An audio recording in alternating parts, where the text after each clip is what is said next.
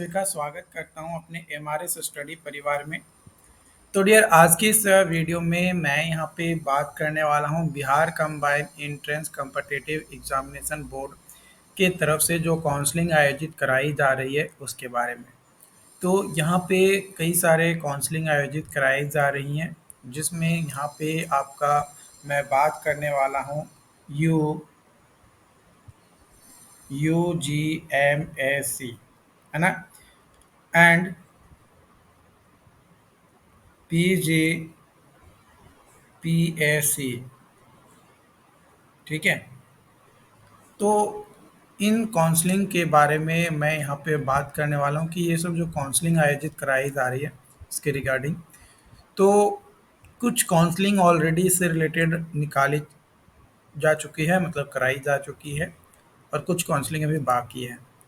तो इससे रिलेटेड आपका नोटिस जो है जारी किए गए हैं। उन तमाम नोटिसों के बारे में इस वीडियो में हम लोग जो है चर्चा करेंगे, और डिटेल में जानकारी जो है हम लोग लेंगे, ताकि इससे रिलेटेड सारी इन्फॉर्मेशन आप तक जो है पहुंच सके और आप अच्छे से उसे समझ सकें। तो यहाँ पे आप नोटिस देखेंगे तो यहाँ पे आपका नोटिस दिया गया है, जिसमें बताया गया है important notice regarding second round of UGMSC 2024। तो इस पे जैसे ही क्लिक करेंगे आपके सामने एक नया नोटिस जो है ओपन होकर आ जाएगा। तो यहाँ पे कुछ इम्पोर्टेंट नोटिस कुछ इस तरीके से आपको देखने को मिलेंगे, जो कि आपका नोटिस जो है कल के डेट में आपका ये दिया गया था, है ना। यहाँ पे आप देख सकते हो कि ये नोटिस जो है आपका कल के डेट में ये दिया गया है। ठीक है। तो बोला जा रहा है कि सेकेंड राउंड काउंसलिंग से संबंधित आवश्यक सूचना विज्ञापन जो जारी किया गया था उसके हिसाब से यहाँ पे 13 सितंबर 2024 एवं एमसीसी द्वारा प्रकाशित रिवाइज काउंसलिंग शेड्यूल के आलोक में यूजीएमएससी 2024 की राउंड टू काउंसलिंग का प्रोविजनल सीट अलॉटमेंट रिजल्ट और डॉक्यूमेंट वेरिफिकेशन कार्यक्रम तत्काल स्थगित किया गया है। सेकेंड राउंड काउंसलिंग के कार्यक्रम का पुनर्निर्धारित तिथि का सूचना बाद में दिया जाएगा। यानी जो काउंसलिंग डेट आपका यहाँ पे दिया गया था वो काउंसलिंग डेट में यहाँ पे चेंज किया गया है, और कुछ समय के लिए जो सीट अलॉटमेंट रिजल्ट आपका जारी किया गया था वो आपको जो है रोक दिया गया है ना, रोक दिया गया है ना। सेकेंड राउंड का जो सीट अलॉटमेंट रिजल्ट जारी किया जाना था तो वो अब अभी जो है नहीं किया जाएगा, जब तक एमसीसी के तरफ से ये आदेश नहीं आ जाएगा कि हाँ आप काउंसलिंग जो है आगे प्रोसीड कर सकते हैं, तब तक जो है आपका नहीं आने वाला।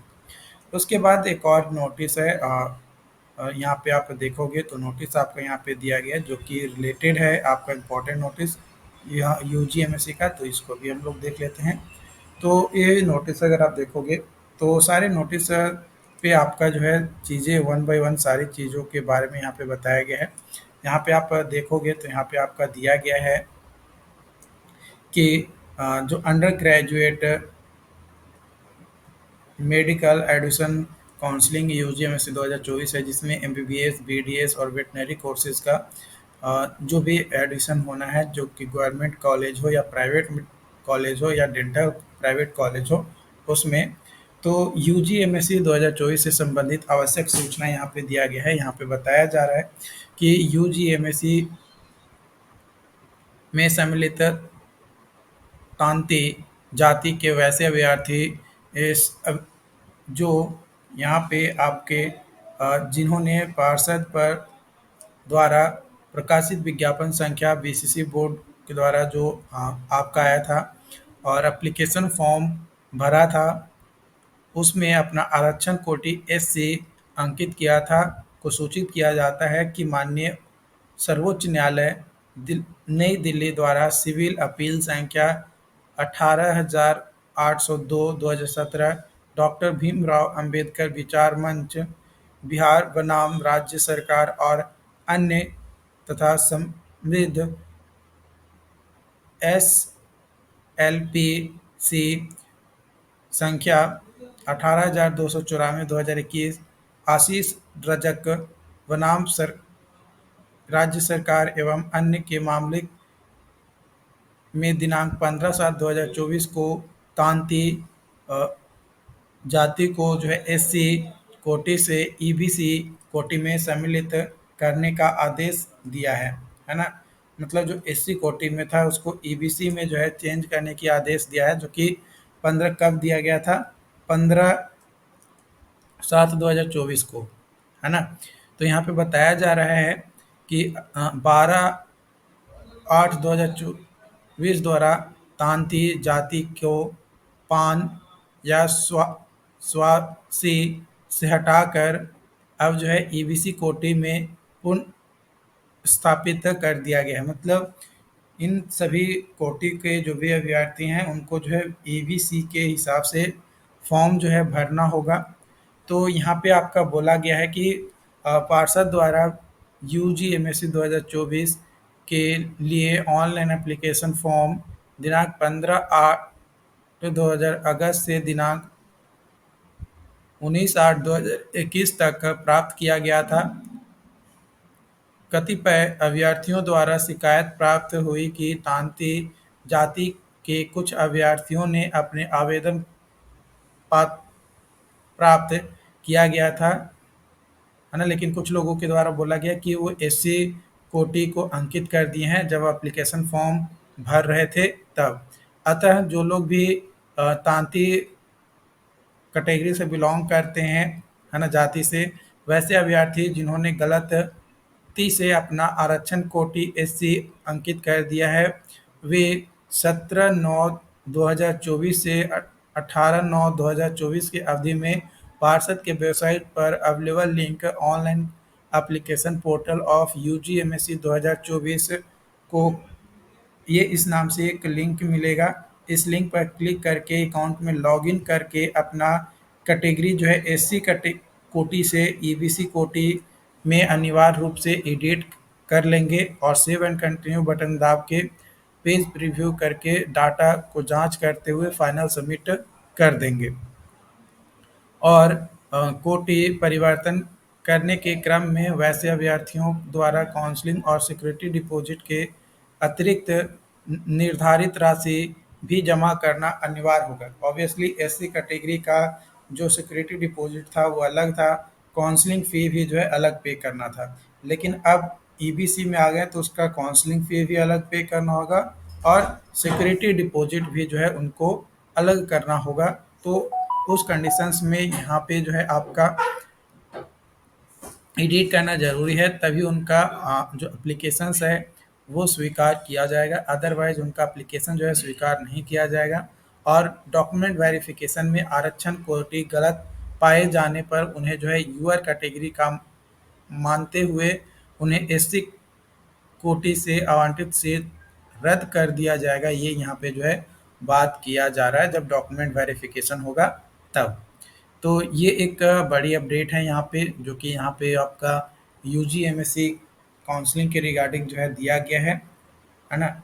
उसके अलावा यहाँ पे आपका जो अपडेट है वो है important counselling regarding filling the application form for the postgraduate pharmacy admission counseling यानी पीजीपीएससी के लिए फार्मेसी में अगर पोस्ट ग्रेजुएशन यानी मास्टर करना चाहते हैं तो उसके रिगार्डिंग यहाँ पे जो है नोटिस दिया गया है कि कब से जो है बी फार्मा में आपका फार्मास्यूटिकल केमिस्ट्री या फार्मास्यूटिक्स में आप ले सकते हैं एडमिशन, उसके रिगार्डिंग यहाँ पे जो है आपका नोटिस दिया गया है।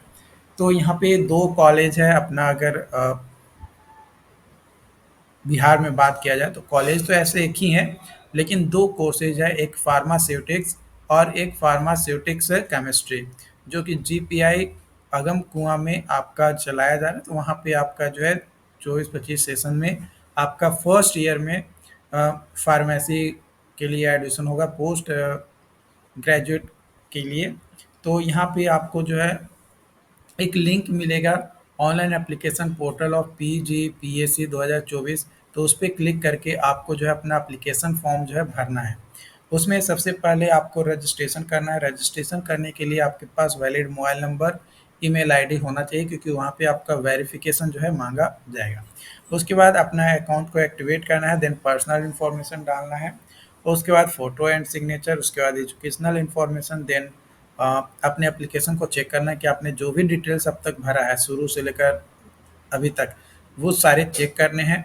चेक करने के बाद आपको जो है यहाँ पे काउंसलिंग फ़ी पेमेंट करना होगा। काउंसलिंग फ़ी कितना पेमेंट करना है?